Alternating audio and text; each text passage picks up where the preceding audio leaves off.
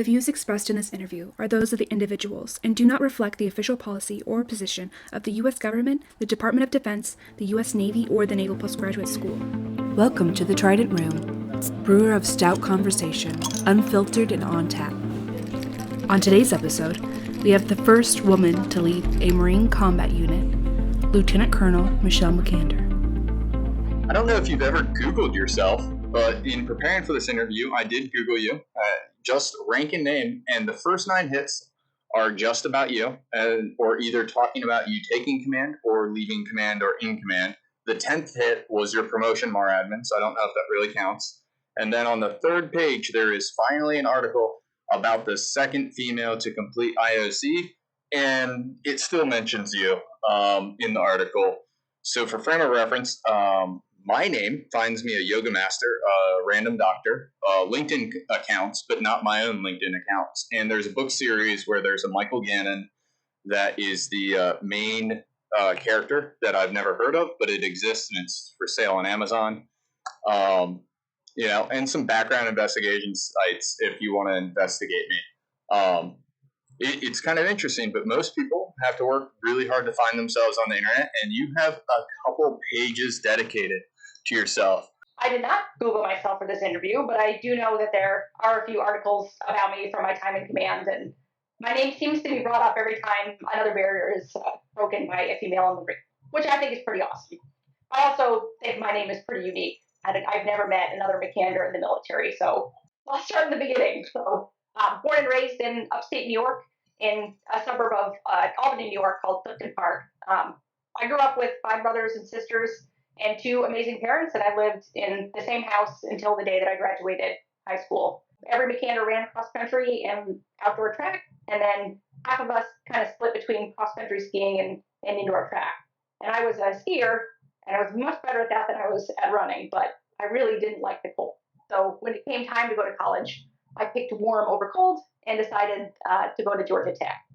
And college in my family was really always the plan. My dad is a PhD chemist and my mom is a physicist, and so education was always something that was important to them. And they saved from when we were babies that every single one of the 6 kids was going to go to college, and they did that.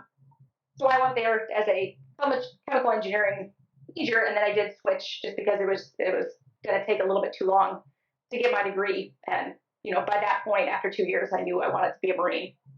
But I'll back up a little bit because I didn't join RUC at first. I didn't really do it until the end of my freshman year. And my grades were still going really well. I was a walk-on the cross-country and track team. And at the end of the year, I kind of looked around and said I had a little bit of extra time. So I talked to one of my friends on the track team who was a Marine option midshipman, and she made the introduction to the Marine officer instructor for me. And I just went in there into the office of Captain Potter to just kind of gather intel. But I don't know. I think I blacked out for the entire time. And I don't know what he told me, but I remember I was in uniform in less than a week, standing in inspection. And it was like, just take 2 steps forward, put your left arm up, and look to the right. And that's all they told me.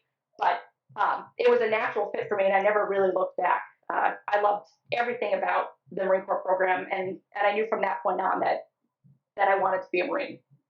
So I always had an interest in serving in the military, but I didn't really know a lot about the Marine Corps, which is kind of funny because my father served in the reserves, my uncle was a Marine in Vietnam, and my grandfather served in World War II.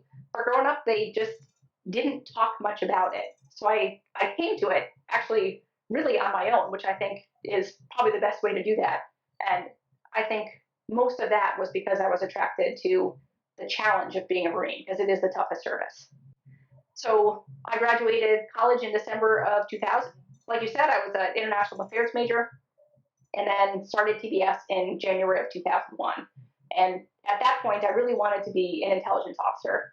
But a few months into TBS, and we went to the demo range, and it was freezing cold and miserable, and we had to take our gloves off to handle the C4. But there was just no going back for me. I loved it. I loved everything about the demolition side of it. So it was my first choice at TBS, and very happily, I did get my first choice. And so now let's fast forward 20 years. And I've served in all 3 MEFs, and in every element of the MACTAF, as well as spent significant parts of my career in education. I was a Marine officer instructor. I served for a few years at the Marine Corps Engineer School and also as a faculty advisor at Expeditionary Warfare School. So I remember when I was a young lieutenant, I had a mentor that told me no matter how long you stay in the Marine Corps, your career will always fit on the back of a cocktail napkin. And he was right. It's true. Like that is a 20-year career that I just described to you. I think he actually had to retire from the Marine Corps when he hit age limitations. So, and even after all of that, his still fit on the back of a napkin. So even after all these years, I'm still a runner, which I think has served as an amazing stress reliever throughout my entire career. I used to do ultra marathons. I'm trying to get back into that, but I had to kind of knock down the mileage when I was in command, and I've been slowly building that back up again.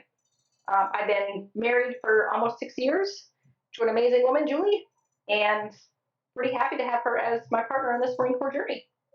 I think that's mostly me. What do your father, grandpa, and uncle think of all your accomplishments? They're really proud of me. Unfortunately, my grandfather passed, but he was injured in on Saipan. So he was in the thick of it in the island hopping campaign during World War II, and he had a lot of emotional experiences during his time there. He very nearly died. Spent a lot of time in recovery in Hawaii before he got to come home and marry a sweetheart. So I'm glad he lived because my mom hadn't been born yet.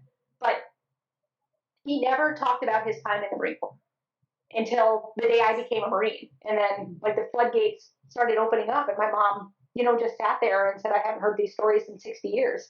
But he wanted to talk about it. He just wanted to talk about it with the Marine, which was really cool. And he suffered from COPD later in life. And I would go visit him in the hospital, and he'd, bark at the nurse to stand in attention because the captain was there. It was really sweet. He was really, really proud. And my dad is too. And my uncle's out in San Diego, so when I was in command, he actually got to come up to the change of command. My dad was there too. And my uncle was really funny because he was old salty Vietnam era vet. And, I finished my change of command ceremony, and I was, saying thank you to everyone that was out there. And he just kind of elbows me in the side and he says, Marines hug a lot more than in my time. But he was always really, the whole family has been very supportive about this. That's great to hear. Sorry about your grandparents or your grandfather. No, I had the same experience with my grandfather. He couldn't make it to my boot camp graduation, but I flew out and visited him when he was in hospice care and everything. And World War II Marines didn't have civilian attire. He wore his uniform his entire time. So I was in Bravos the entire time, every time I would go and visit him at hospice every day, because Marines didn't wear civilian clothes. And he was very adamant that had not changed. Yeah. So, because ironically, when his son, my father, was in the Marine Corps, my dad kept his change of civilian clothes at a Greyhound station in a locker, and he would change out of his alphas in a public bathroom and then sneak off on a Greyhound to get out of Camp Lejeune. You're the first female commander. You're openly gay, as you said. You're married, and you've come in. You came in 2000, so Don't Ask, Don't Tell was in effect. You're coming in through Georgia, ROTC command. So it's you've gone through a lot of cultural and social changes throughout your career. How has that affected your willingness to stay? Yes, you came in, you did your first 4, and then you're seeing all the pushback or the cultural pushback or conversation that's going on among your peers, your subordinates, your leaders, on the repeal of Don't Ask, Don't Tell, and how that's going to affect readiness and how that's going to affect personnel. How's how's that go into your perception on retention and staying in an institution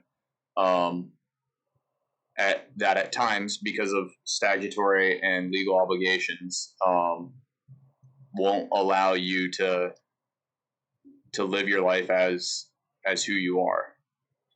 Yeah, no, I think that's a great question, because that is something that I definitely struggled with as a junior officer. I mean, half of my career, so everything changed in 2011. That was halfway through my time in the Marine Corps, and I had to hide who I was. And so, when Don't Ask, Don't Tell was repealed, that was a big thing for me. I think I had kind of come to the acceptance before the repeal of Don't Ask, Don't Tell that if that was the reason that I was kicked out of the military, then I was okay with that, because it wasn't something that I was ashamed of. But I didn't want to go like that. I wanted to go on my own terms. And so the fact that the change finally did happen made me really happy. But when I was, so I think my third tour, I was a Marine officer instructor, and I went to that command thinking that that was going to be my segue into the civilian sector. When I was a freshman in college and I met Captain Potter, I was like, that's the job that I want to have. So that was the last job I wanted to have in the Marine Corps. I had done everything that I wanted to, but something happened during my time there, and those MECEPs and midshipmen just motivated the hell out of me, and so they changed my mind. But a big part of my hesitation for sticking around was that I didn't want to have to stay closeted. That's just, there really is no way to live life. And so when it was repealed, it was huge for me, but it was still kind of inertia that I didn't change anything right away.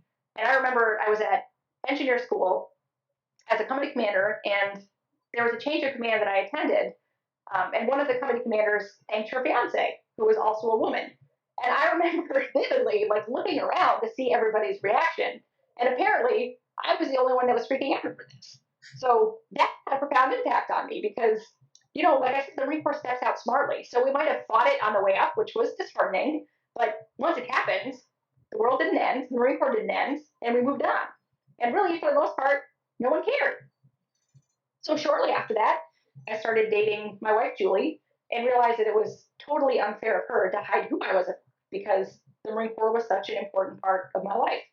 So she kind of came out to a Marine Corps ball, and that was my Marine Corps coming out party. And then I PCS'd from there to Expeditionary Warfare School.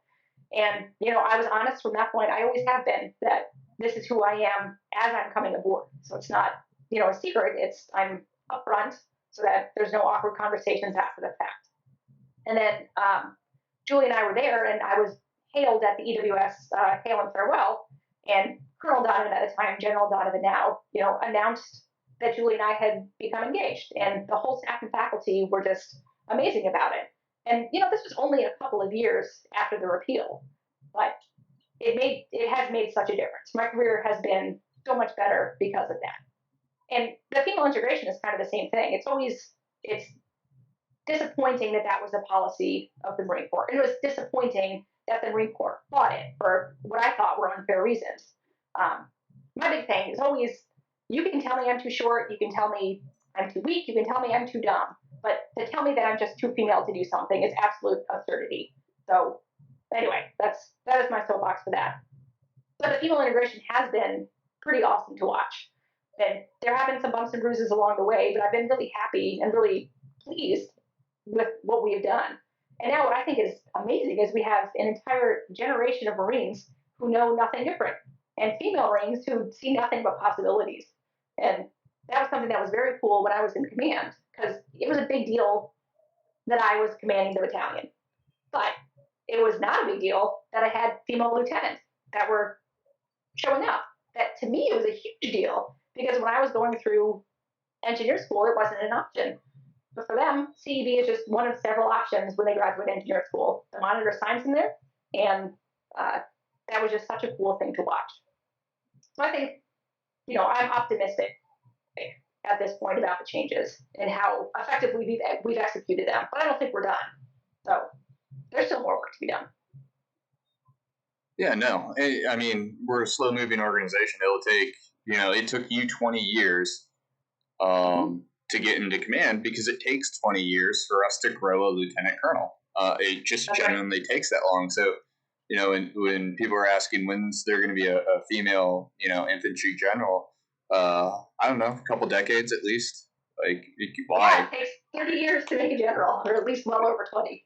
So, my community was always going to be the first one in the GCE to get a battalion, because we have colonels that are, that grew up engineers, whereas, the senior folks in infantry and artillery, the senior females are they're captains right now. So, like I said, it's just going to take some time for anything other than engineers to get to their level of battalion command. But it's going to be really exciting to watch. This may be more of an anecdotal,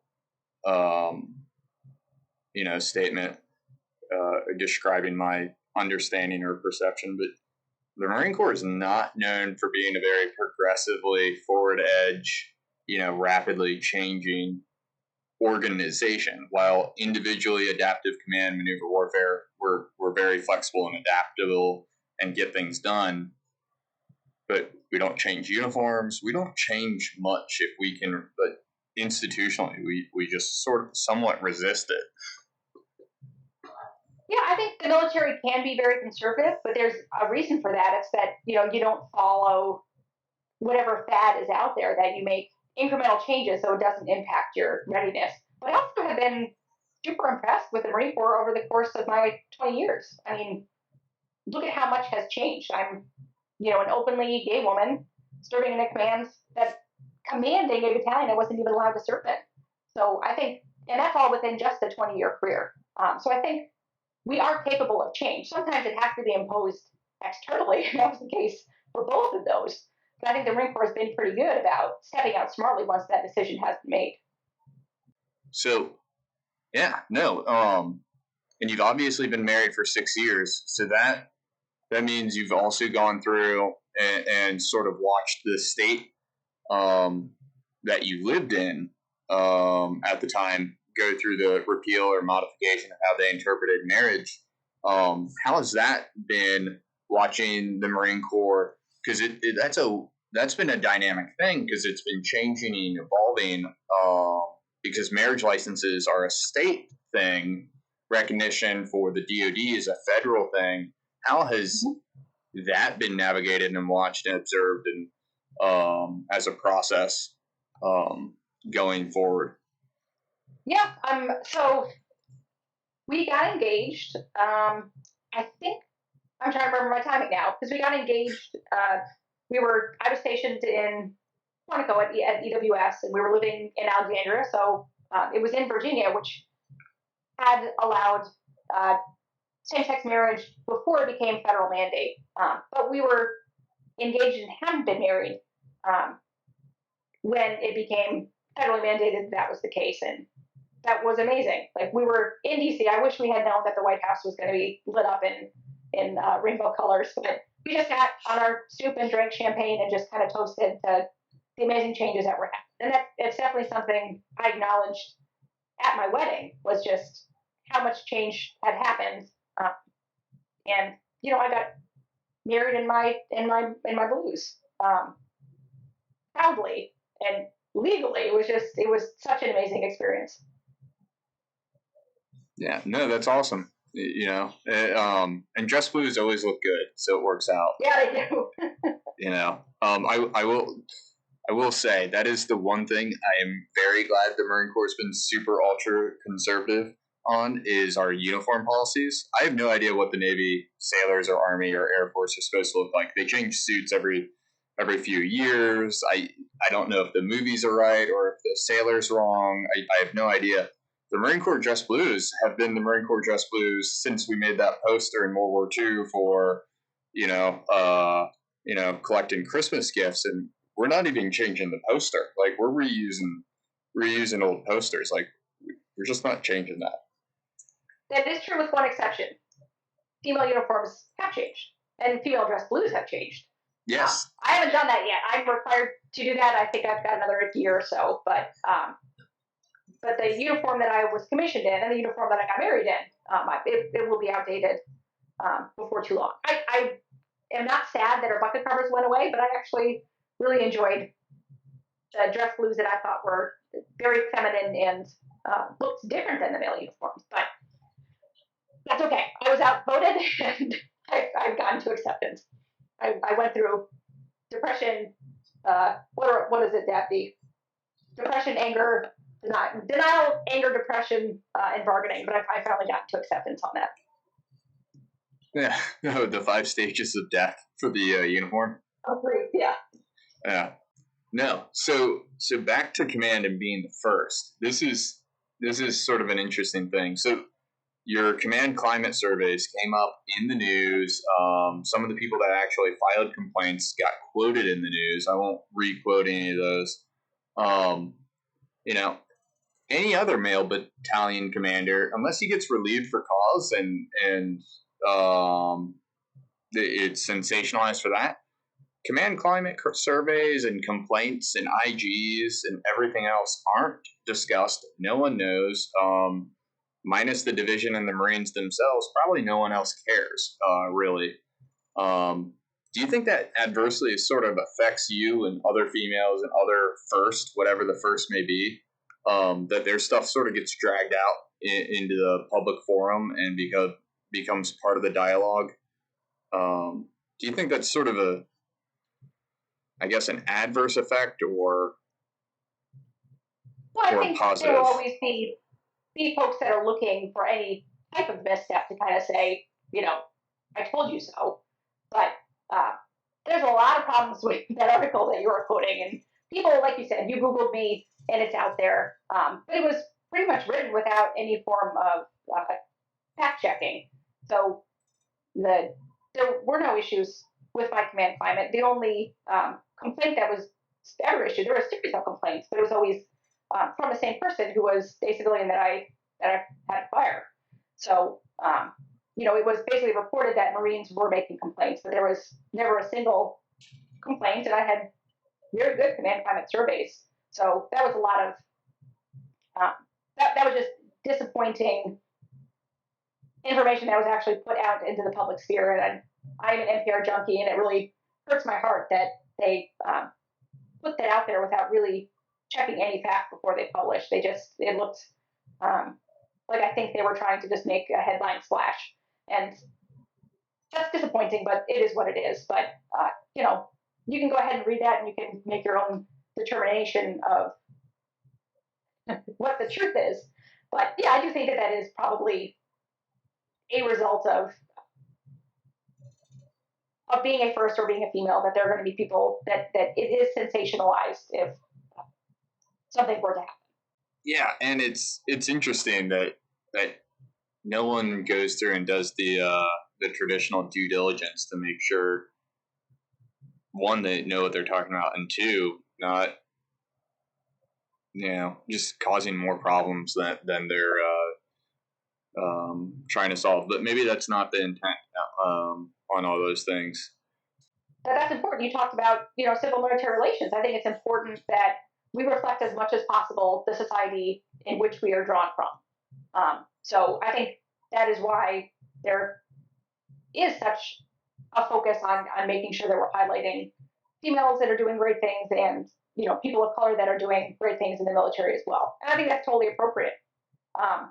And that was something when I first took command that I was kind of pulled aside and said, there's a lot of interest in this. We want you to be giving interviews and, kind of make you the face of this whole thing.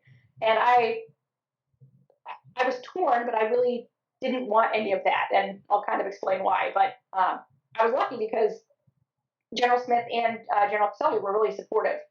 I was honest when I first got selected. I reached out to General Smith, who I'd be serving under, and I kind of told him I didn't want a lot of media during the change of command, and I didn't want to do interviews till the end of my time there. And I give them a lot of credit because I think they were probably giving some pressure to allow this good news story, but they really deferred to me on what I was comfortable with. And really, General Smith, he said, I just want you to do your job. Let me deal with everything else. So I think I struggled because I knew it was a good news story for the Marine Corps and for the DoD. And honestly, Second Lieutenant Macander would have loved to have been able to see a female commander in the division. But the way I kind of looked at it was I was selected to command 1st Combat Engineer Battalion, not to be the first female anything. And so I worried that some of the coverage of the change of command and, kind of the media circus that might surround that would send a really bad message to my Marines and sailors, and that I cared more about, my place in Marine Corps history than I did about serving the battalion. And looking back, I think that was the right decision. So I think because of the really awesome division staff that I worked with, I didn't have a lot of focus in the beginning. And then when I was kind of close to relinquishing command, when I felt like I'd actually accomplished it, right, I reached out to Division Comstrat and said I was good with getting interviews. And that's where, most of what you saw in your Googling came from. When I had actually been a successful commander, then I wanted to show that women could succeed in these positions that hadn't previously been open to them. So, getting back to the original question, I think that's why it's important to put information out there about what the military is truly like and having it reflect the diversity of the American public. Yeah, and it's a great opportunity. I'm a college dropout who made plenty of bad decisions, and the Marine Corps was the, hey, if you're not good at regulating your life and making decisions, we can send you to a summer camp that will make all the decisions for you, and then we will slowly ease you back into thinking independently for yourself. And it was a really good transition to adulting for me. Mm-hmm. And now look at you, working on your second master's, am I right? Yeah, second master's, married 10 years, have a 401k, adulting. My adulting game is there. I no longer live above a bar. But I do have a podcast that's named after a bar and is recorded in a bar. So not a lot has changed. Thanks for joining us in the Trident Room. This episode was recorded April 22nd, 2021. For more information about today's guests and topics, please visit the show notes. The Trident Room has been brought to you by the Naval Postgraduate School Alumni Association and Foundation. For questions, comments, and suggestions, please email us at tridentroompodcasthost@nps.edu and find us online at nps.edu/Trident Room